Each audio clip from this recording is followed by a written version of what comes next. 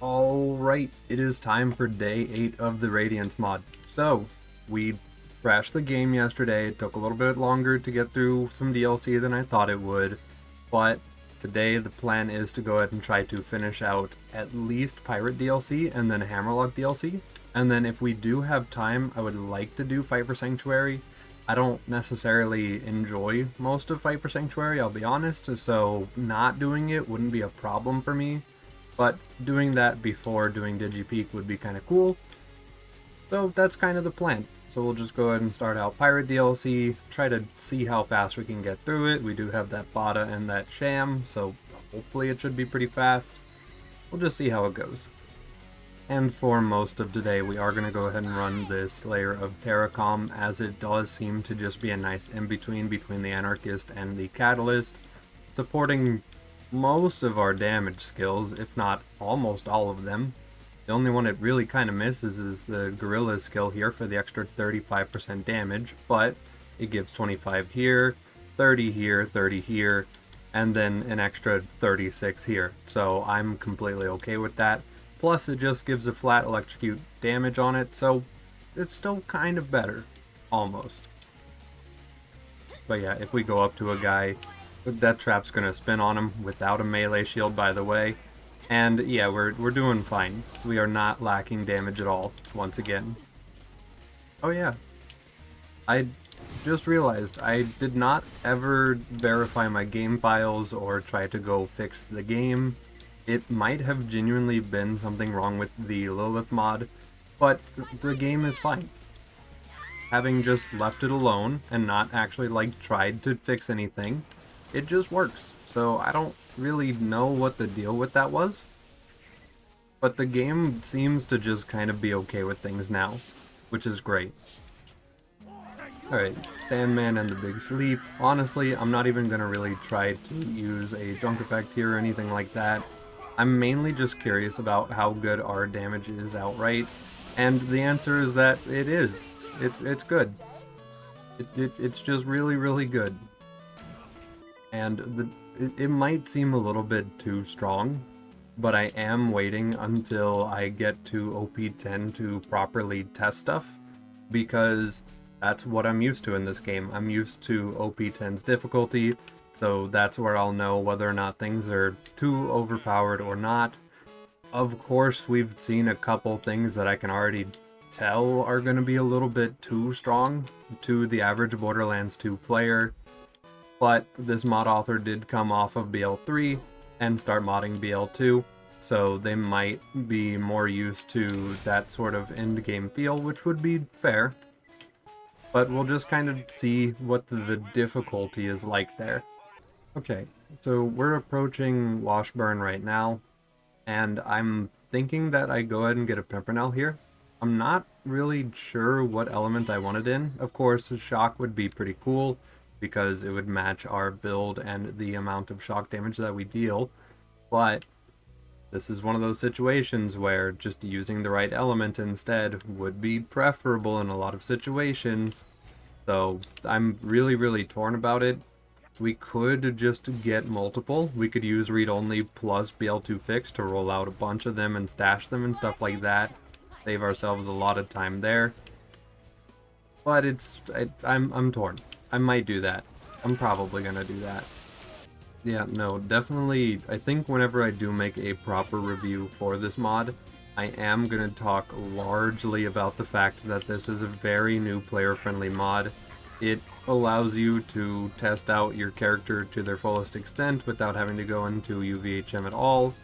And then once you think you're ready, you can enter UVHM and go ahead and do content there. And it just feels good. The scaling is lower, so enemies aren't necessarily as much of a pain. The raid bosses arguably might be a little bit too weak, but I really am okay with it for the most part. I think if you're a newer player, this is definitely a good pick.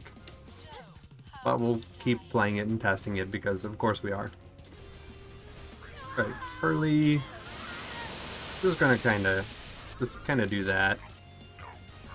And then respectfully just watch him. Yeah. This is normal gauge activities.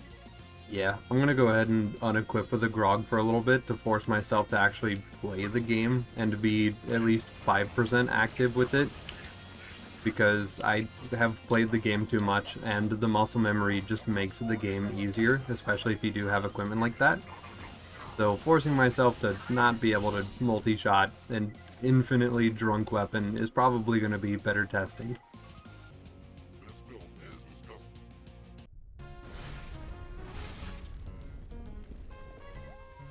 Oh, please? Okay, cool. We got it. A small little jump there. Figured I might be able to do it. Alright, so we've got the quest objective done here. Now, exactly how this is going to work is I'm going to go ahead and enter this map. We will trigger the save point. I will use BL2 Fix's Iridium reroll to go ahead and reroll items for a little bit to try to get a good Pimpernel. We will take that Pimpernel, put it into Claptrap Stash, reload the character so that we're before the turn in, do it again until we get all 2 or 3 elements that I want, and then we'll just continue playing the game from there.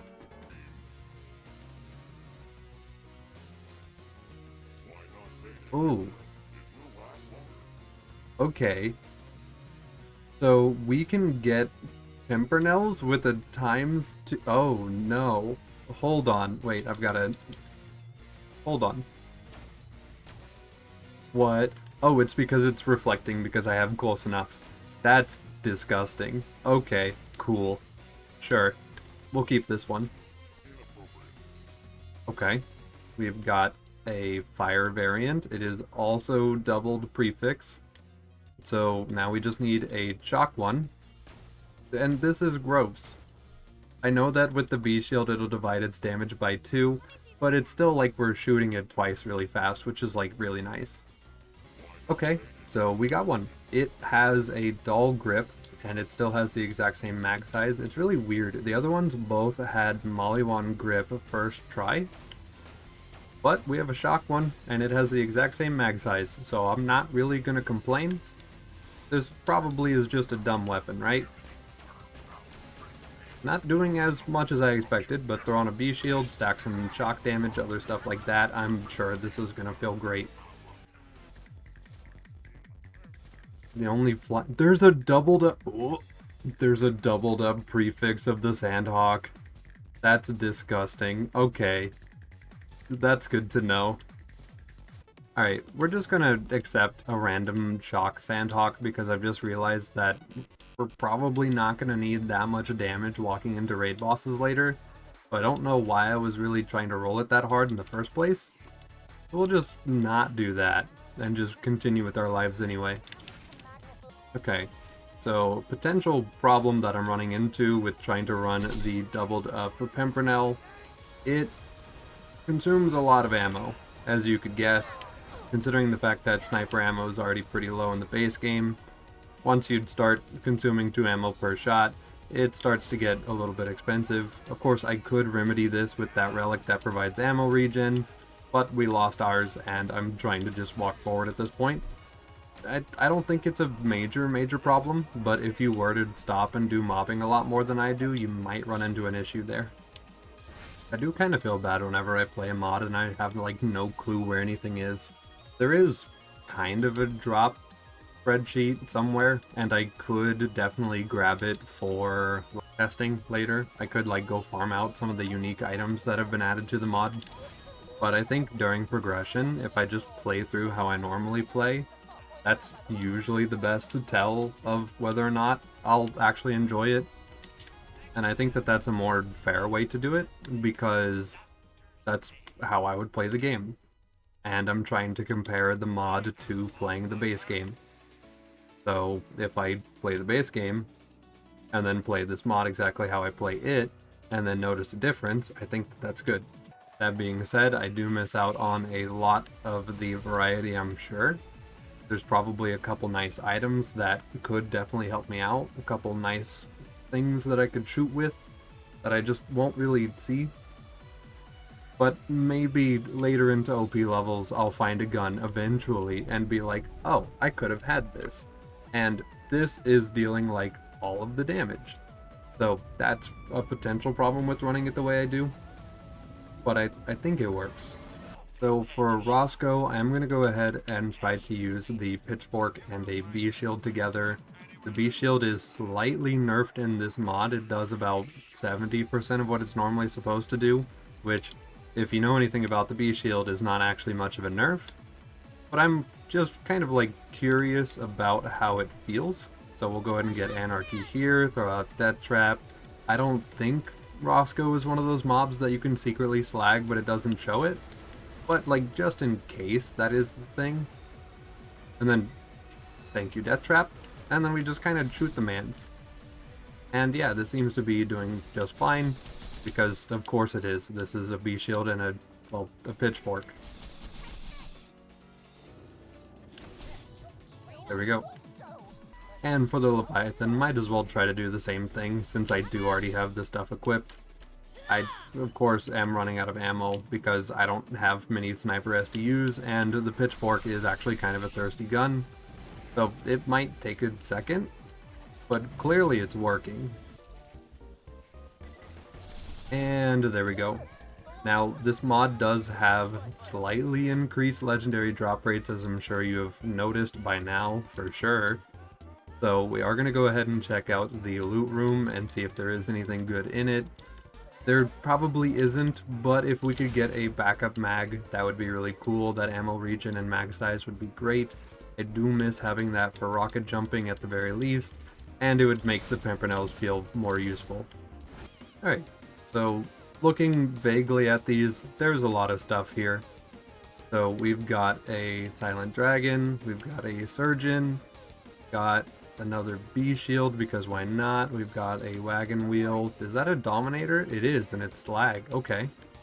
So that can come in multiple elements. Macro, a Catalyst. Okay, so a Gen 2 comm actually dropped in the game. We have not seen one drop from a world drop the entire time we've played somehow, but we have seen at least 20 to 30 legendary Macromancers throughout the playthrough.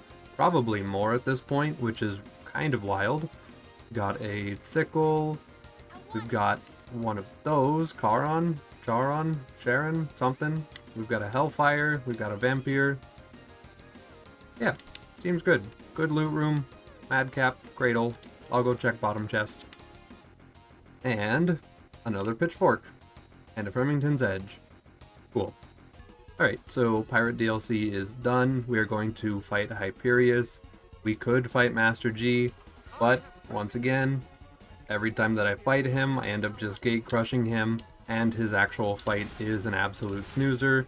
He's probably easier considering how the rest of the raid bosses have gone if you want to properly fight him, but I'm not gonna do that because I would just gate crush him instead. Okay, so Hyperius, we are going to treat with the absolute most respect that any raid boss can possibly get here. So we're just going to go ahead and kind of like stack a little bit, maybe put on a mag size class mod, just kind of like do that a little bit, switch back to our damage comm, maybe try to restack really quick before they hit him. They hit him anyway. Alright, let's just slag and then hope it works. Well, okay, it worked. Alright, cool. Got a Tidal Wave, an Evolution, and that was it. Okay, cool. So just one unique, which could have just been a world drop. I don't think it's attached to him necessarily. And then, of course, the Evolution. Feels good. And this seems normal. Okay, cool.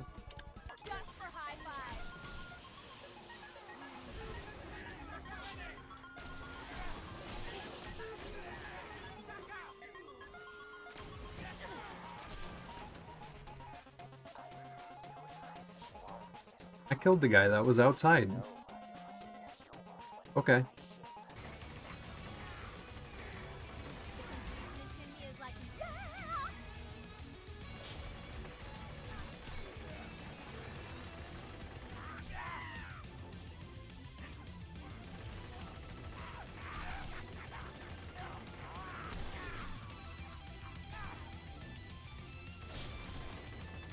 Oh, yep, I forgot. Gotta check our reload damage here.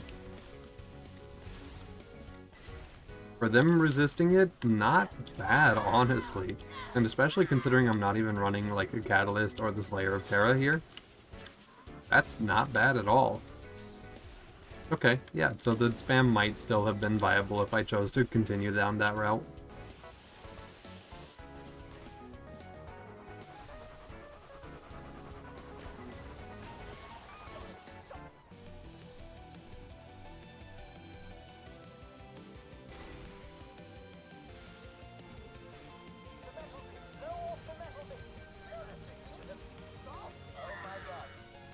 Now, we're already here in Candlerex Crag.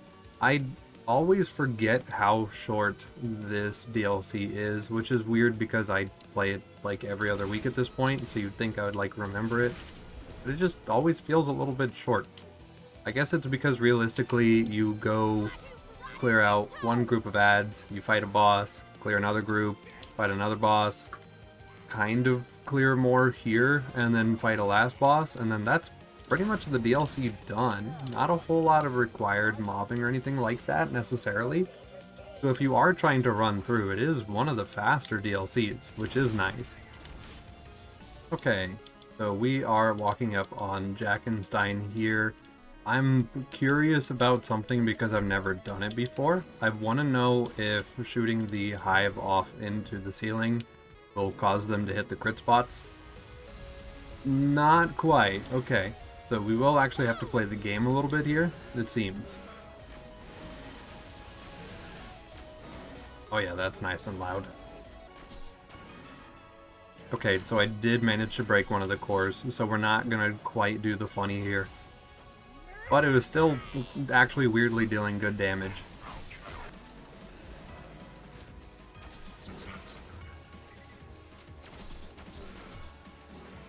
Alright, second core is already broken. Alright, there we go. Yeah, that was maybe even easier than trying to use a Lady Fist and a Bee Shield, which is an odd statement to say. Alright, and chest room, got a Maggie. Got two Firewalker, oh, Firewalker and Appointment, okay. Got a Hammer. Whiskey Tango, an Usurper, which is grounded, so that's kind of cool. Got an Invader. Forerunner. I actually would like to try to reuse the Forerunner a little bit. It was fun when we had it. Stormfront, another Stormfront. Impaler. Emperor. Okay, we got another Meat Shield. That's actually really good. We did lose ours. We can go ahead and put this on Deathtrap here. So to do that, just hover over it, press the Set Deathtrap Shield button. That is the second mod we are running. It will be in the description still. Impaler, Cradle, and we got a couple other shields too. Just like some other, whatever. This one, the Saskatchewan, you know, because that's definitely what that is. We've got a gas mask and like other stuff. I know it's not what it is, but it's funnier to say that. Alright, and with Hammerlock DLC done, go ahead and grab Vora Quest and see how this goes. I don't think I'll be able to do this to him, considering he is Vora, but I've got to, you know, try it, because we are right here. Alright, so swap to mag size, swap to this. It's not reloaded. We can reload it by doing this instead.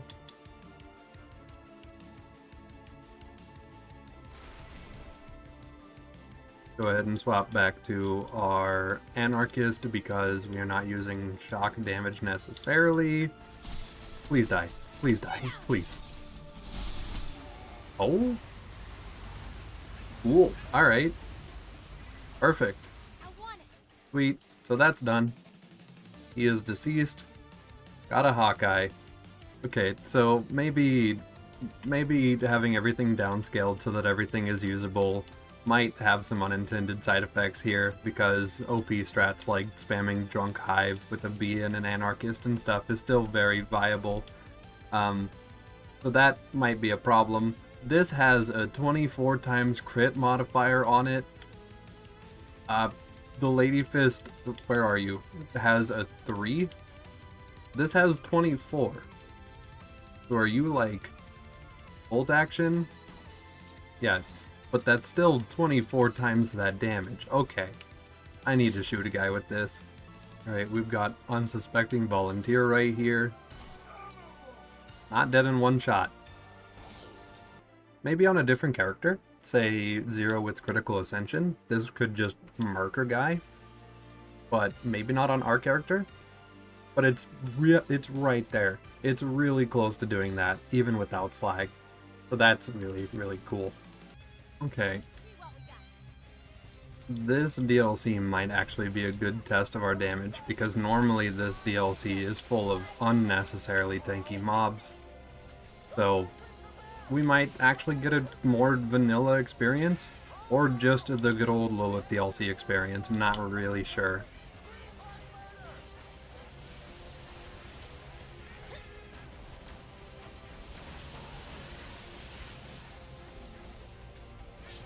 Okay. Yeah, damage-wise, this does feel a little more like vanilla.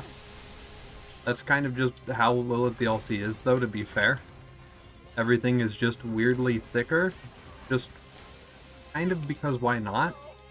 I don't necessarily know what the plan was for Gearbox when they made the DLC outside of trying to make people play BL3, but it's definitely different.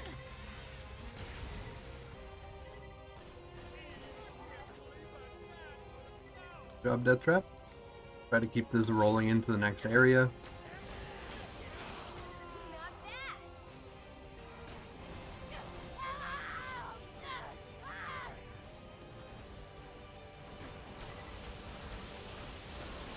Yeah, once again, want to point out the fact that keeping your damage rolling is really, really nice. Like, the fact that I have 34 stacks of Upshot Robot, 40 now, and I am greatly rewarded for doing so, does feel really, really nice. It does make her kind of a really good mobber, and it might still, of course, not be as useful in raid boss situations where you don't have a lot of mobs to stack on, but it definitely feels good when you have it. The prank.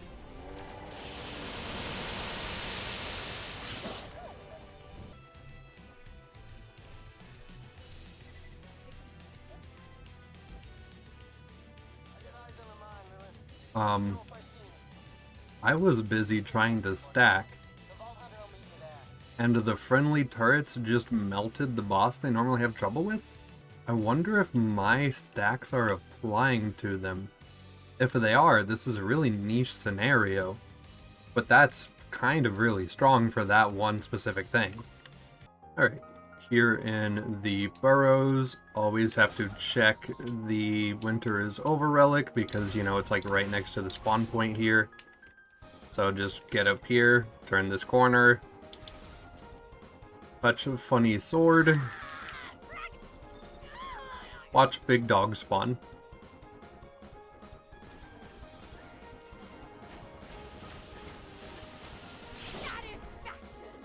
And he drops the hollow point for the extra crit and minus to damage. Okay. I don't know if that's dedicated. It is. It's the Winter is Over relic. You can see it in the definition there. So, okay, this is his dedicated. He drops hollow point. Cool. Alright, Uranus.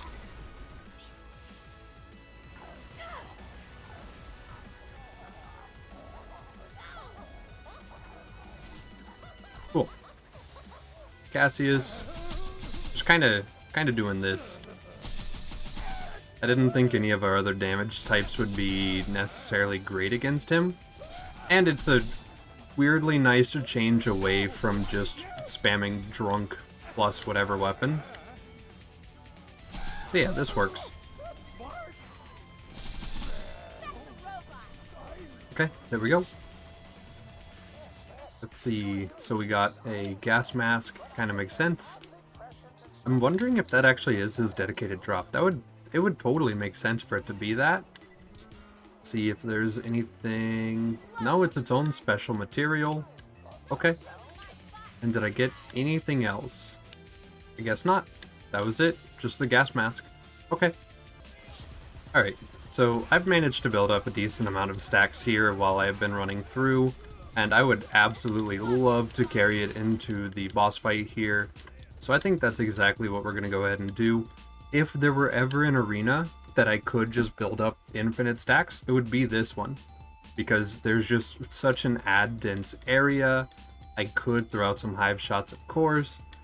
But I'm weirdly just curious about how many stacks I can build up and actually use like normal people equipment with.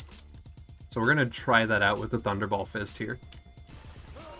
Alright, so inside the arena proper. The Deathtrap. That was all him. Okay. Yeah, no, he is gone. You're right, Lilith. Deathtrap just bodied him. Okay. My bad. He dropped a lot of loot. We've seen all of it, but he dropped loot, so that's cool. He did not deserve that. I was gonna, like, troll him, but he did not deserve that much. And I know we're kind of done with this area, but I did just get a weapon called the Eclipse. Going dark. I don't know if it's supposed to just be a classic double-barrel shotty here. Okay, well, it's a single shot. I'm not sure. I mean, obviously Bravo 6 going dark, Call of Duty, stuff like that. But I don't know if it's guaranteed slag. I would assume with this skin it is. So it might just be a slag Jacob shotty, which is pretty cool. But beyond that, I don't know anything else about this. Alright, so DLC is done. Now we can go ahead and try out Hatterax because we're already here. We've got a little bit more time. Hopefully he'll be an enjoyable experience. I doubt it, but you never know.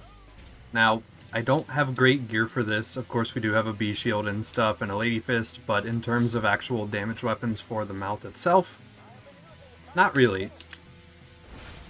Although, a very good thing for us is the fact that the mod author went ahead and got rid of the funny worm being able to heal itself. So you don't have to worry about missing a slag opportunity while it's tunneling, and then watching it get its entire health bar back, which I am really grateful for. That is super nice. Alright, so funny safe spot has been acquired. Go ahead and swap over to our bee shield here. And then probably an Anarchist for the flat damage, and then Hollow Point for the crit. Alright, he's already down. I am not in a spot to take advantage of it, though. I don't want to commit, so we might actually just wait until another area, and then try that instead.